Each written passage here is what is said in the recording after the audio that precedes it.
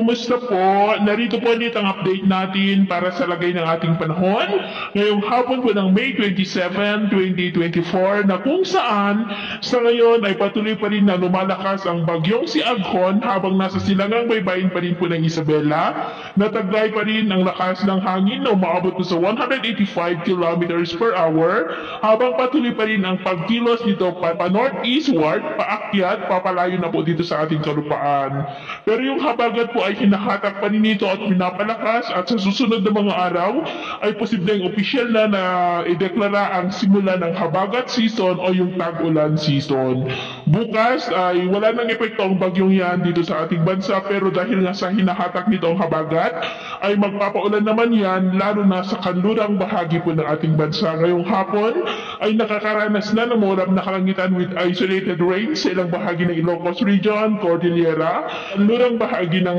Central Luzon, Southern Luzon, Kabisayaan at ilang bahagi ng Mindanao. Dulot na po yan ng mahinang bugso ng hanging habagat.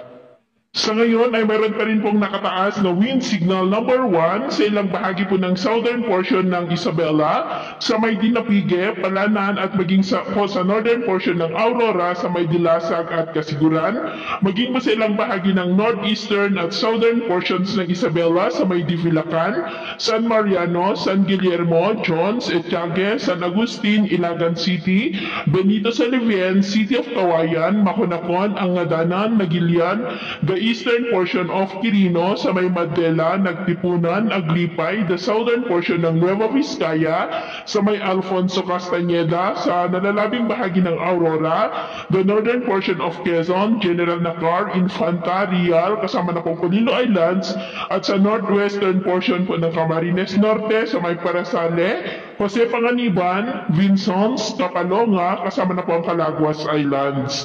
Sa mga susunod po na mga oras, posibleng mawala na po ang mga lugar na mayroong wind signals, kasabay po yan ng unti-unti na paglayo ng bagyong si Aghon dito po sa ating kalupaan. Naman pong mga baybayin, iwasan po muna natin ang papalaot dyan sa silangang baybayin ng Northern at Central Luzon dahil nandyan po ang bagyo, ang mga alon dyan ay posibleng aabot.